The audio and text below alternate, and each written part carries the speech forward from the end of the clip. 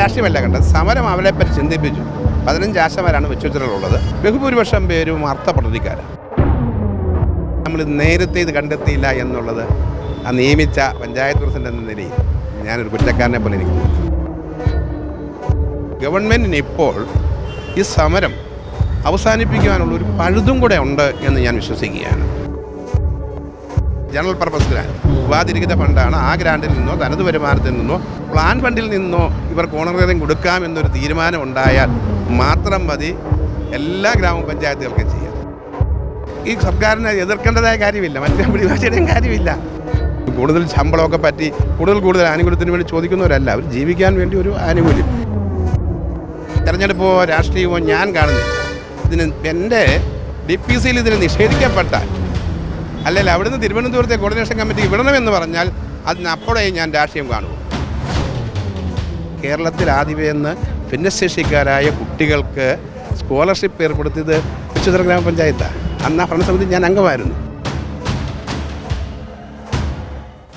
നമസ്കാരം. ആശാവർക്കർമാരുടെ സമരം ഇന്ന് 47ാം ദിവസം പിന്നിടുകയാണ്. എന്തായാലും BJPയും കോൺഗ്രസും ഭരിക്കുന്ന തദ്ദേശ സ്ഥാപനങ്ങളിൽ ആശാവർക്കർമാരുടെ ഓണറേറിയം വർദ്ധിപ്പിക്കുമെന്നുള്ളൊരു വാർത്ത ഇക്കഴിഞ്ഞ ദിവസം പുറത്തു വന്നിരുന്നു. ഈ ഒരു ആശയം ആദ്യമായി കൊണ്ടുവന്നത് വെച്ചുച്ചിറ ഗ്രാമപഞ്ചായത്താണ്. വെച്ചുച്ചിറ ഗ്രാമപഞ്ചായത്ത് പ്രസിഡന്റാണ് നമ്മളോടൊപ്പം ചേരുന്നത്. ഈ ഒരു ഓണറേറിയം അടക്കമുള്ള ആനുകൂല്യങ്ങൾ ആശാവർക്കർമാരുടെ വർദ്ധിപ്പിക്കുന്നുള്ള ആശയം എങ്ങനെയാണ് ഉടലെടുക്കുന്നത്? സമരം തന്നെ. സമരത്തിൽ ഞാൻ രാഷ്ട്രീയമല്ല കണ്ടത്. സമരം അവരെപ്പറ്റി ചിന്തിപ്പിച്ചു. 15 ആശമാരാണ് വെച്ചുച്ചിറയിലുള്ളത്. അപ്പോൾ ഞാൻ ഈ സമരം ഇതൊക്കെ വായിക്കുമ്പോഴാണ് ഇവർ ഓരോരുത്തരെയും വ്യക്തിപരമായി ഞാൻ ഒന്ന് മനസ്സിലാക്കാൻ വേണ്ടി ഓരോരുത്തരെ പറ്റി ഒന്ന് പഠിച്ചു വന്നപ്പോൾ ബഹുഭൂരിപക്ഷം പേരും അർത്ഥപ്രതിക്കാരാണ്. തുറന്നു തന്നെ പറയുക. അവരുടെ ജീവിതത്തിന് ആവശ്യമായ കാര്യങ്ങളെല്ലാം ഒന്ന് ഭർത്താവ് സുഖമില്ലാതെ നടക്കുന്ന മറ്റെന്തെങ്കിലും സാഹചര്യങ്ങളൊക്കെ അവർക്ക് ബുദ്ധിമുട്ടും പ്രയാസവും ഉണ്ട്. അപ്പോൾ കണിശമായി നമ്മൾ നേരത്തെ ഇത് കണ്ടെത്തിയില്ല എന്നുള്ളത് ആ നിയമിച്ച പഞ്ചായത്ത് പ്രസിഡന്റ് എന്ന നിലയിൽ ഞാനൊരു കുറ്റക്കാരനെ പോലെ എനിക്ക് തോന്നി. കാര്യം നിയമനാധികാരി പഞ്ചായത്ത് പ്രസിഡന്റാണ് ആശാവർക്കർ. അപ്പോഴാണ് ഞങ്ങൾ ബഡ്ജറ്റിൽ, കാര്യം ചട്ടപ്രകാരം ബഡ്ജറ്റ് പ്രൊവിഷൻ വേണം, ബഡ്ജറ്റിൽ പ്രൊവിഷൻ വെച്ചു. ഞങ്ങൾ പദ്ധതി സമർപ്പിക്കാനായിട്ട് പോകുന്നതേ ഉള്ളൂ. പദ്ധതി സമർപ്പിക്കുമ്പോൾ ആ പദ്ധതിയിൽ നമ്മൾ തുക വെക്കും. അതിനുശേഷം അത് DPCയുടെ അംഗീകാരം കിട്ടും. ജില്ലാ പ്ലാനിംഗ് കമ്മിറ്റിയുടെ അംഗീകാരത്തിന് എതിർക്കേണ്ടതായ കാര്യം, അല്ലെങ്കിൽ അതിന് എതിർക്കേണ്ടതായ കാര്യമില്ല. കാര്യം സ്ത്രീകളുടെ ഉന്നമനത്തിന് വേണ്ടി മാത്രം 20% തുക മാറ്റി വെക്കണമെന്ന് പറയുന്നുണ്ട്. ആ 20% ഉൾക്കൊണ്ടാലും, കാര്യം ഇവരെല്ലാം വനിതകളാണ്. ആശാവർക്കർമാരെന്ന് വെച്ചാൽ വനിതകളെ നിയമിക്കുകയുള്ളൂ, വിവാഹം കഴിഞ്ഞവരെ നിയമിക്കുകയുള്ളൂ. അതുകൊണ്ട് ആശാവർക്കർമാരെ സംബന്ധിച്ചിടത്തോളം വനിതകളാണ്. 100% ഗുണഭോക്താക്കൾ വനിതകളായതുകൊണ്ട് ആ ഫണ്ടിൽ നിന്ന് തന്നെ ഗവൺമെൻറ്റിന് ഇപ്പോൾ ഈ സമരം അവസാനിപ്പിക്കുവാനുള്ളൊരു പഴുതും കൂടെ ഉണ്ട് എന്ന് ഞാൻ വിശ്വസിക്കുകയാണ്. ഒരു സർക്കുലർ ഇറക്കിയാൽ മതി. ഈ വർഷത്തെ പദ്ധതി വിഹിതത്തിൻ്റെ 20% വനിതാ വിഹിതത്തിൽ നിന്ന്, വനിതാ ഘടക പദ്ധതിയിൽ ഓണറേറിയം നിശ്ചയിച്ച് നിങ്ങൾക്ക് നൽകാം എന്ന് പറഞ്ഞ് തദ്ദേശ സ്ഥാപനങ്ങൾക്ക് ഒരു ഉത്തരവ് കൊടുക്കാമെങ്കിൽ, അല്ലെങ്കിൽ ഒരു ഗവൺമെൻറ്റിൻ്റെ ഒരു തീരുമാനമായി നൽകാമെങ്കിൽ ഈ സമരം അവസാനിക്കും എന്നുള്ളതാണ് എൻ്റെ ഒരു വിശ്വാസം. സർക്കാരിൻ്റെ ഒരു തീരുമാനം അനിവാര്യമല്ലേ നിങ്ങൾക്ക് തീരുമാനം? അതെ. സർക്കാരിൻ്റെ തീരുമാനം എന്ന് വെച്ചാൽ DPCയുടെ അംഗീകാരം നൽകി കഴിഞ്ഞാൽ പിന്നെ അല്ല. അതുപോലെ തന്നെ DPC നിഷേധിച്ച് കഴിഞ്ഞാലാണ് കോർഡിനേഷൻ കമ്മിറ്റിയിലേക്ക് പോകേണ്ടത്. നൂതന പ്രോജക്റ്റിനൊന്നും കാര്യമില്ല. സമാനമായി പ്രോജക്റ്റുകൾ അംഗൻവാടികളുടെ അംഗൻവാടി ടീച്ചർമാർക്ക് അധിക വേതനം എന്ന് പറഞ്ഞ് നമ്മുടെ പൈസ കൊടുക്കുന്നുണ്ട്. അതുകൊണ്ട് ഇതൊരു നൂതന പ്രോജക്റ്റ് അല്ല. നമുക്ക് ബത്തകൾ, മറ്റ് അലവൻസുകൾ കൊടുക്കാം. കാര്യം ഗ്രാമപഞ്ചായത്താണ് ആശാവർക്കർമാരെ നിയമിക്കുന്നത്. അംഗൻവാടി ടീച്ചർമാർ നിയമിക്കുന്നത് ഗ്രാമപഞ്ചായത്ത് പ്രസിഡന്റിൻ്റെ ഉത്തരവ് വഴിയാണ് അവരെ നിയമനം. അവരെ തിരഞ്ഞെടുക്കുന്നതും അവർ കമ്മിറ്റി ഉണ്ടാക്കുന്നതും ഒക്കെ അതുകൊണ്ട് തന്നെ അവർക്ക് മതിയായ വേതനം ഉറപ്പുവരുത്തേണ്ടത് ഗ്രാമപഞ്ചായത്ത് തന്നെ. എല്ലാ ഗ്രാമപഞ്ചായത്തുകളും സമ്പന്നമല്ല, ഓൺ ഫണ്ടും മറ്റു കാര്യങ്ങളും ഉണ്ട്. അപ്പോൾ അത് ഗവൺമെൻറ് തരുന്ന ഗ്രാൻഡിൽ നിന്ന്, ഗവൺമെൻറ് ഗ്രാൻഡ് തരുന്നുണ്ട്. ആ ഗ്രാൻഡിൽ നിന്ന് ജനറൽ പർപ്പസ് ഗ്രാൻഡ് ഉപാധിരഹിത ഫണ്ടാണ്. ആ ഗ്രാൻഡിൽ നിന്നോ തനത് വരുമാനത്തിൽ നിന്നോ ഞാനിതാണ് പറഞ്ഞ് 20% വിനിയോഗിക്കാവുന്നത് കൊണ്ട് പ്ലാൻ ഫണ്ടിൽ നിന്നോ ഇവർക്ക് ഓണറേറിയം കൊടുക്കാമെന്നൊരു തീരുമാനം ഉണ്ടായാൽ മാത്രം മതി എല്ലാ ഗ്രാമപഞ്ചായത്തുകൾക്കും ചെയ്യാം. അപ്പോൾ ഗ്രാമപഞ്ചായത്തുകൾ പ്രഖ്യാപിക്കുന്ന തുകകൾക്കൊരു ഏകീകരണമാകും.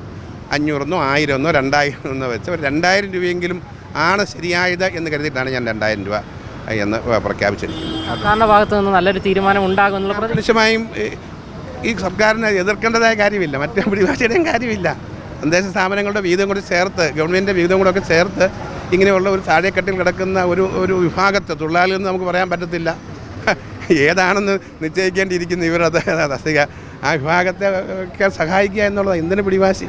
സാധാരണക്കാരല്ലേ, അല്ലാതെ പോട്ടെ ഇനി പിന്നെ കൂടുതൽ ശമ്പളമൊക്കെ പറ്റി കൂടുതൽ ആനുകൂല്യത്തിന് വേണ്ടി ചോദിക്കുന്നവരല്ല. അവർ ജീവിക്കാൻ വേണ്ടി ഒരു ആനുകൂല്യം 700 രൂപ വെച്ച് 10 പ്രാക്ടിക്കൽ ചെയ്യുമ്പോഴാണ് ഇപ്പോൾ 7000 രൂപ കിട്ടുന്നത്. 50 വീട് തുടർച്ചയായി കയറണം. 50 വീട് കയറാൻ ഒരു 700 രൂപയ്ക്ക് കയറാൻ ബുദ്ധിമുട്ടുണ്ട്.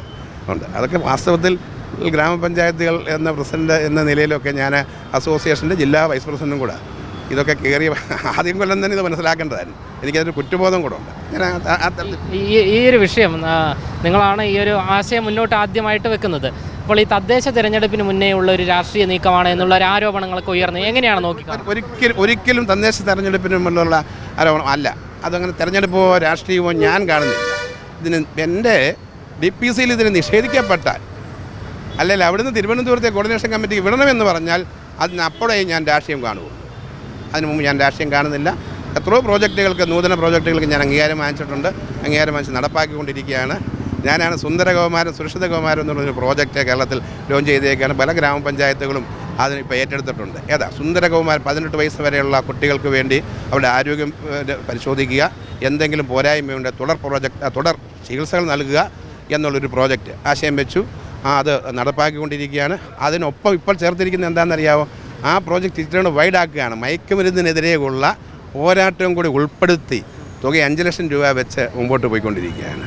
അപ്പോൾ കുറേ പ്രോജക്റ്റുകൾ ഇങ്ങനെയുള്ള പ്രോജക്റ്റുകൾ ഗ്രാമപഞ്ചായത്ത് അവതരിപ്പിച്ചിട്ടുണ്ട്. ഒരു പക്ഷേയെങ്കിൽ ഞാൻ അവകാശപ്പെടുന്നില്ല, കേരളത്തിൽ ആദ്യമേന്ന് ഭിന്നശേഷിക്കാരായ കുട്ടികൾക്ക് സ്കോളർഷിപ്പ് ഏർപ്പെടുത്തിയത് ഉച്ചതല ഗ്രാമപഞ്ചായത്താണ്. അന്ന് ആ ഭരണസമിതി ഞാൻ അംഗമായിരുന്നു. പിന്നെ അത് ഗവൺമെൻറ് നിർബന്ധിത പ്രോജക്റ്റാക്കി. അത് ആരോഗ്യവകുപ്പിനെ ഏൽപ്പിച്ചു. ഞങ്ങൾ അന്ന് അധ്യാപകനായിരുന്നു, ഇംപ്ലിമെൻറ്റിങ്ങിനുള്ള HMനെയായിരുന്നു ഏൽപ്പിച്ചിരുന്നത്. എന്ന് ഇപ്പോഴത് സാമൂഹ്യക്ഷേമ വകുപ്പിനെ ഏൽപ്പിച്ച് ആ പദ്ധതികൾ നടത്തിക്കൊണ്ടിരിക്കുന്നു. ആശാ വർക്കർമാർക്ക് ഞങ്ങൾ നേരത്തെ ഒരു കൊല്ലം 1000 രൂപ വീതം കൊടുത്തിരുന്നു. ഒരു ഫെസ്റ്റിവൽ അലവൻസ് പോലെ കൊടുത്തിരുന്നു. അംഗൻവാടി വർക്കർമാർക്കും അധിക വേതനം എന്ന് പറഞ്ഞ് ചെയ്യുന്നുണ്ട്. പണ്ട് ഈ ആശാ വർക്കർമാർ ചെയ്തിരുന്ന എല്ലാ ജോലിയും അംഗൻവാടി വർക്കർമാരാണ് ചെയ്തത്.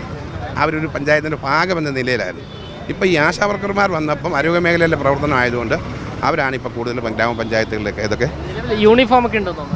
യൂണിഫോം കൂടെ യൂണിഫോം കൊടുക്കണം, ഒരു ID കാർഡ് കൊടുക്കണം, അവർക്കൊരു ഏകീകരണം ഉണ്ടാകണം, ഇൻഷുറൻസ് കൊടുക്കണം. ഞങ്ങൾ ഈ കോവിഡ് കാലത്ത് ചെന്നപ്പോൾ പട്ടി ചാടി വന്നതും പട്ടിയെ തടഞ്ഞത് ഞാൻ, കുത്തിവെപ്പ് എടുക്കേണ്ടത് എനിക്ക് വന്നു. അങ്ങനെയൊക്കെയുള്ള അനുഭവം ഉണ്ട്. അപ്പോൾ ഇതുകൊണ്ട് ഇൻഷുറൻസ് ഉണ്ടെങ്കിൽ അവർക്കൊരു കുറേയും കൂടെ ഒരു സുരക്ഷിതമാകും എന്നുള്ളൊരു വിശ്വാസം. പ്രസിഡന്റിൻ്റെ പേര് ചോദിച്ചു. എൻ്റെ പേര് TK ജെയിംസ്.